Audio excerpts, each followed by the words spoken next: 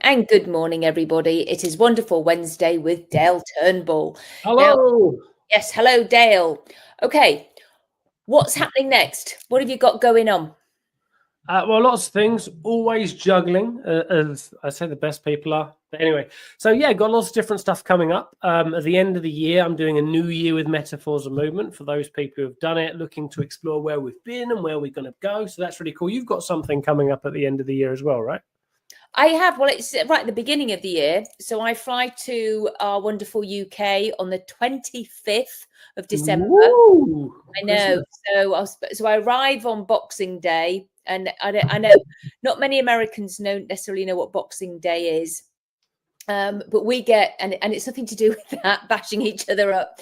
It's a day when I should like explain it. I don't know if anybody's really interested, but it's a day when rich families, very rich families, they would eat the leftovers, and their servants, if you like, would have the day off, and they would get the day off, and that was their Boxing Day. And funnily enough, I think they often did have boxing matches. I'm pretty sure They there was would go boxing to. matches So as well. yeah, there was a lot of the, if it wasn't cockfighting, also, oh no, going on anyway. I don't know why I said that, but they did used to do that as well in Victorian times. Okay. I'm sorry. I don't know why you just cracked me up. You know the beyond word state, Claudia. The beyond word state. That's what right there.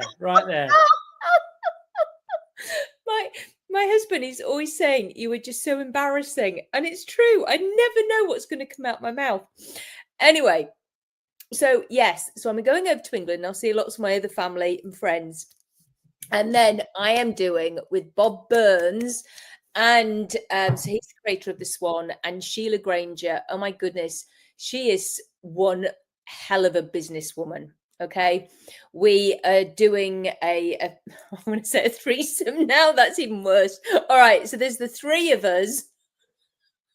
I don't know if I can. I'll just keep a note, Claudia. Don't you worry. I'll just keep a little note of. We can get your editor to go.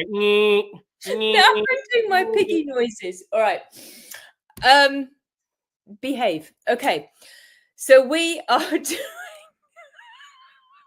Well, now I've got the giggles. Okay.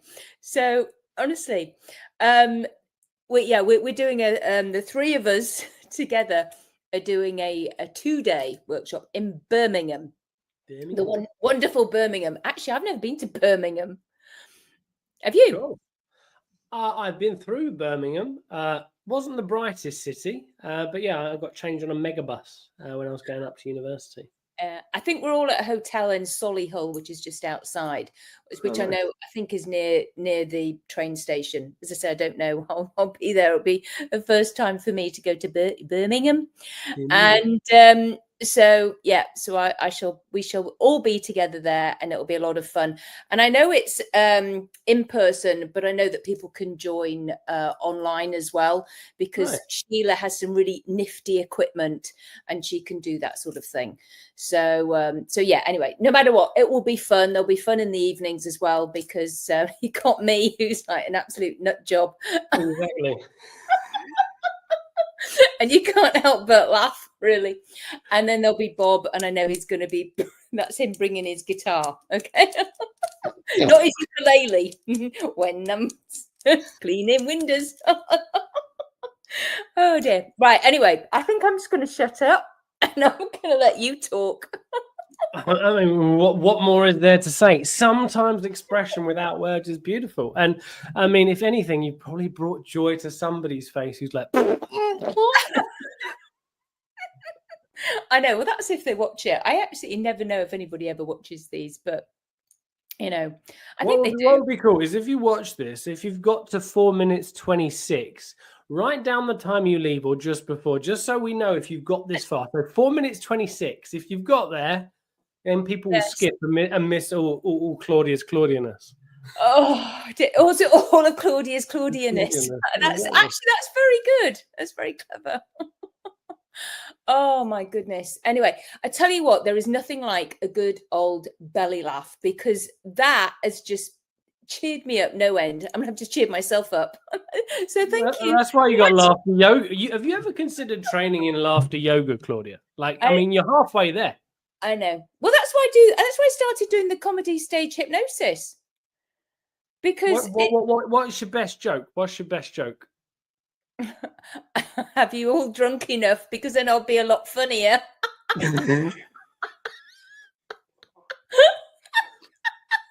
I don't know if that's even a joke. It's probably not, is it? No, I don't know. I don't like jokes. I think having real life situations and laughing about how ridiculous we are as human beings, because we can be just ridiculous. I think that's the funniest thing. Yeah, just reality, actually speaking what's actually there. Yeah. And but accidental innuendos, like I just did there. So I did actually read an interesting statistic that like they talk about how like women always like a funny man, but it's not necessarily that women like funny men. It's like women like men who appreciate their own funniness. So, for example, my wife thinks she's hilarious, and I think she's hilarious, and that's hilarious about that whole situation. So it's quite an interesting thing. The man doesn't need to be funny, but they just have to appreciate how funny the woman is. Yes, exactly. So I find myself very funny. I'm the funniest person I know. All of the funniest people say that. All of the funniest people say that. I don't. Well, I do. I mean, sometimes I do. I'll just burst out laughing about something, a memory or something, because I've got some very funny friends, and I've known them for a very long time. So it's like one of my friends, and I don't know if she'll ever watch this, so I think I can say this. So we were all on holiday together. So that's vacation for Americans, and she had just bought this new black beach towel. She was like kind of into like being trendy, you know, so it was black beach towel. Anyway, she hadn't washed it beforehand, and so she laid down and she had all this suntan lotion on, and then when she got up, she was laying on the fuzzy side of it. And she got up and she turned around and she was covered, all her legs, everywhere. She was just covered in this black fuzz from the towel. And I don't know, maybe it's just one of those things where you have to be there. But things like that just absolutely just crack me up. He said another word then. Because it's just like, I just remember her going, oh, because we were going, oh, Lisa, because she went, there were all these really nice, good looking men around. And there she is with just these black fuzzy back. Looking like she's got very extensive back hair. Yes. And it's, I don't know, it's just one of those things that when you're laughing at your friend, but fortunately she has such a good sense of humor. I mean, she was laughing as well, of course. So this is a really interesting thing, because I think in British or English culture, there's a big thing about laughing at your friends, and it's about, there's a level of insult, and it's almost as if you can take me insulting you, joking about you, obviously there's a level to it. We engage with that because we feel safe in the fact that we can take the pee out of you, you can take the pee out of us, you won't take umbrage. It's a really weird, interesting cultural dynamic, which I don't think exists in the Americas, a lot less at least. But it's really quite interesting. I agree. There is nothing funnier than, it's just like, I mean, not the horrible, stupid slapstick, you know, where it's done on purpose and it's really obvious. But there's just that natural, subtle scheming, joking. It's, I mean, what was it? Oh, I was on a webinar with this people, with these lovely hypnotists, and there was this older man, and his chair just collapsed underneath him. So we were like doing the bunny talk with, and all of a sudden there was a whole load of us on the call, and he was just on the floor. We just went, and it was like, "Are you okay?" but he was English, so he knew that I couldn't stop laughing. But anyway, he was fine. But it was just see that is a real good real life example of how the bunny talk process doesn't only impact you internally, it impacts the whole environment you're in and really breaks things down to a different level, you know. Thank you, Mr. Metaphors of Movement Man. Now, actually, we were talking about this bit before. Now, we were wondering, weren't we, about how, because I've done your workshop, you've done my workshop, and actually, there's so many different facets where they can interlink. Yeah, and I love that, because you're right. Because with the bunny talk, we get it out onto paper, and I mean, I always prefer when it's in person and like somebody's properly lying on their body, and then we're all on the floor doing it. Because you can really feel it somatically, and I get huge change work with my clients when I do that, of any age. So it's like, and then it's very interesting because with the metaphors of movement, you also draw. Yeah. Now, on that large sheet of paper, you could then be also, well, where are you? You know, actually have it and draw it out with them on that paper. And even they can add in and draw it out as well, because what it actually feels like, because you know in the bunny talk, when somebody's like got this feeling of it, it's like, so just say something in their throat, and it's like, maybe to them it could be jaggy, okay, but somebody else it could be swirly, to somebody else it could just be like a hard big cannonball. Yeah. So it's going to be whatever it is. Then, of course, they're choosing a color. Then, of course, they're doing this. So there's all the different things that you could do, because you do this whole thing of like, well, you know, what's in front of you, where's behind you. And you could do that with the body. And it's like, oh, my gosh, it got me so excited of what you were doing with the metaphors of movement, of how that can combine in with the bunny talk and the body. Yeah, you give me an interesting idea that I didn't think of there, which is quite cool. But if we come to the example in the throat, right, we can, one of the things that metaphors of movement does is bring unconscious experience to conscious awareness. So let's just imagine it's jagged in their throat. So it could be quite painful for them to express themselves. It could hurt if they want to say something. If it's a swirl, it could be they're going round and round in circles thinking about what they want to say. They can't express it. Or it could, if it's more of a void, it could suck. Whereas if it's a ball, it's pretty heavy. So their expression is pretty heavy. They might not be able to breathe. It's a bit of a burden for them. So we can actually think about how these things show up internally or externally, and we can communicate that. And also in the bunny talk process, when they actually change their diagram, let's say it was a ball in the throat. Okay, so it was a really heavy weight in your throat. You couldn't express yourself. You maybe struggled to breathe. And now you've changed that so you can actually speak freely. Now, this is different because I never say what it is. I let them say all this stuff. And so that's where it's like, and I ask them, what is it feel like? What are the emotions? So that they are actually owning it and saying it.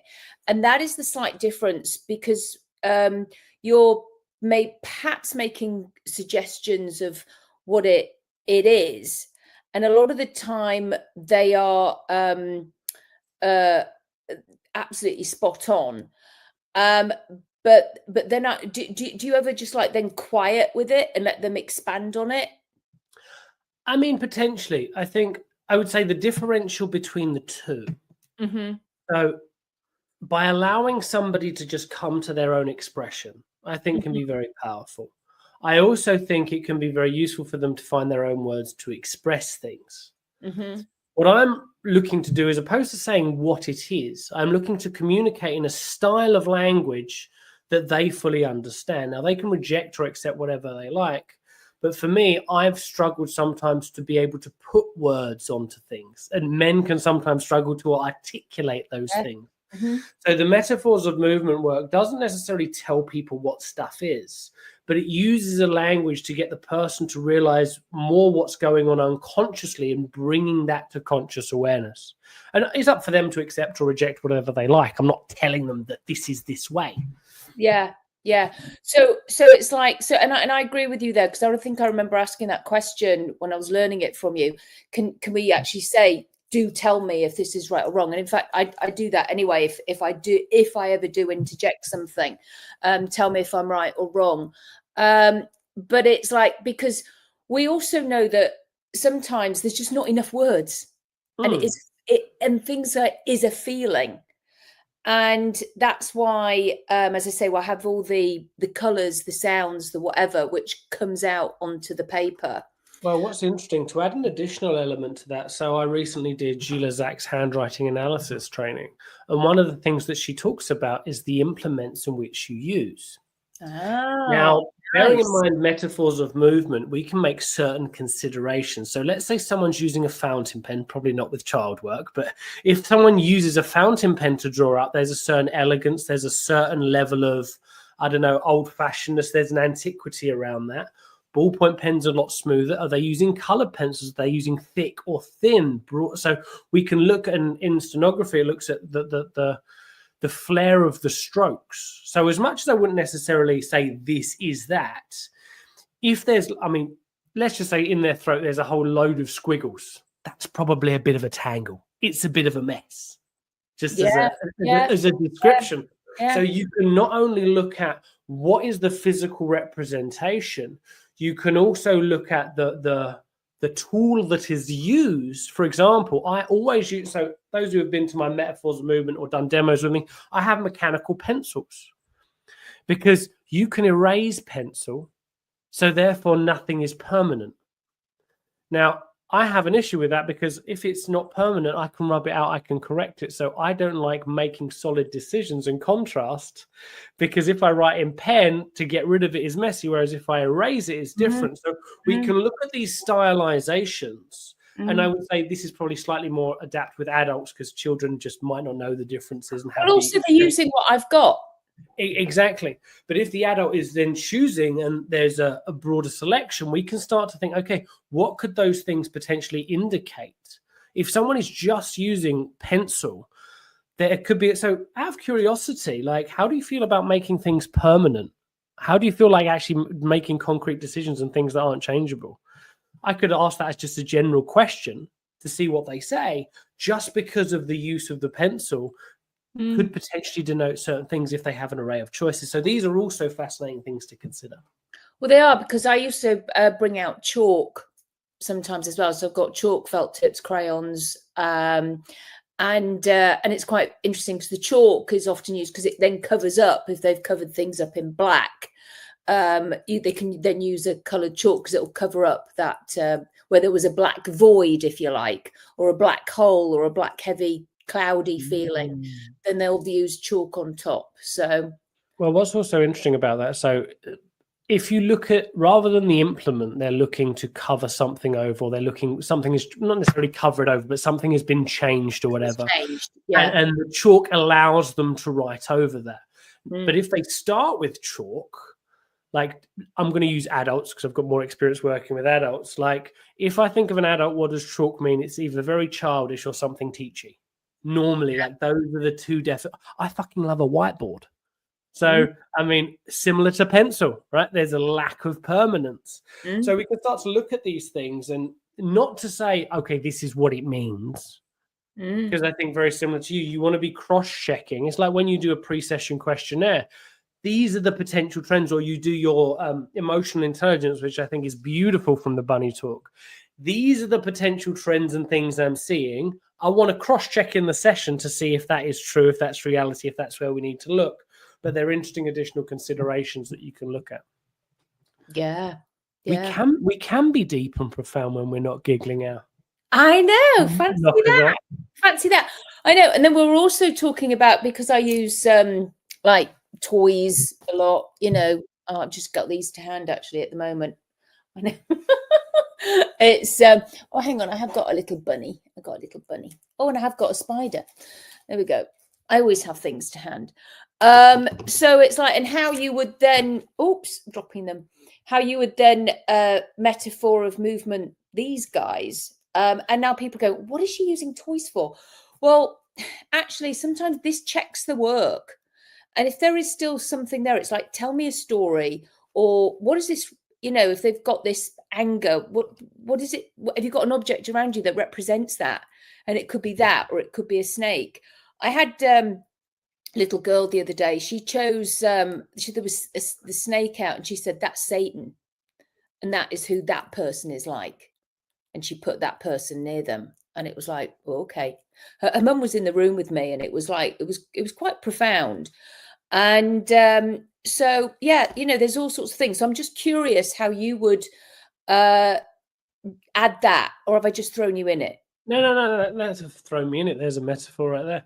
I mean, I don't normally work with children, so I don't have cuddly toys. But yet, let's use a really cool mineral, and I've got a mini globe. I've got a mini globe. Yeah, well, it could be any objects. I mean, any objects. I use these with my adults. So if we're to look at this, right? So they picked a globe. So as much as we say, I could ask what the globe represents, or I could say, well, this is a pretty global thing. It's pretty well rounded. Similarly, this is very well rounded. But we can look at their relationship. So if, for example, the sphere is above the globe, if it had eyes, it would look up to the sphere. The sphere would look down on it. Which way are they facing? For example, let's imagine a child is never seen by their parents or their caregiver or whatever. There's a high likeliness that if the thing has eyes, they'll be facing away. So you're not seen. They don't see you. These are possibilities. And it's how we can communicate this language and these dynamic. And if you're, let's say, doing this with children and parents, depending if you're doing a group session, the parent can then see that relationship. They can understand that relationship. It could be the parents are putting themselves first. And I think it can be very useful to do that as a parent, but there's a time and a place and a context. If you've got a crazy young child, you need to put that child's needs ahead of yours in a lot of context until they start to become more independent. But then there's some way you might want to take your own. But if that child feels left alone, you can start to explore these family dynamics and put words to those positions and where those toys are, which can be really insightful and enlightening, because it helps to bring to conscious awareness how we're seeing the people around us. It really does, because when they're on the floor and there's lots of other toys, I'll often ask, oh, what does that one need? What do they need? And where do you want them to be? So it's like perceptual patterns. It's like of where you want things, and what does that feel like now? What's that like now? And it's and it was really interesting how she brought somebody back into the fold, and this is what I want. But it's at the moment it's just not going to happen until something else happens. But it was very interesting for the parent to observe and see what the child actually wanted. Well, also looking at that, right? Let's just bring that person back in, not going into context. There is a need or a want for proximity, and that proximity will give something. So then, depending on if the family dynamic and structure is working well or not well, depending on where the stuff is, let's imagine it's a relatively functional family system. Which family system is relatively functional? You can then look at, okay, how can we create that proximity? It could be that daddy's always working or whatever. How can we get some closeness with daddy, even if he is working? How can we create some of that time, even if it's less? And we can look at satisfying those needs and wants and desires, if that's something we want to do as a family unit. Yeah. I mean, it's a way for people of any age to actually express themselves. And I mean, I've had grown-ups just hold something and then just burst into tears, and because they've gone literally regressed with their eyes open back into their little child. It's quite fascinating what happens when people are literally physically holding things as opposed to doing it online. So as a quick invitation for those out there, if you've watched a 24 minutes 18 and you've found this to be quite interesting and insightful, put 24 minutes 18 interesting and insightful, because you got past the giggles. I mean, if this was advertised, people would have left in the first 10-15 minutes, because first 5 minutes, because it's like, what is happening? We're just chatting rubbish. But if you found this interesting and you've lasted this long, I'm going to give you a thumbs up. Right, we'll give everybody a thumbs up. if they've lasted this long. I absolutely have no idea whoever ends up watching all the way to the end. But it's fun because it's like you and I chatting anyway. So and discussing stuff. Okay. Good, everybody. Thank you for watching. We appreciate you, and no doubt I'll have Dale on here again because I always think it's good fun. And so it's goodbye from me, Claudia Rickard, and it's goodbye from. Oh. Yes, thank you for watching.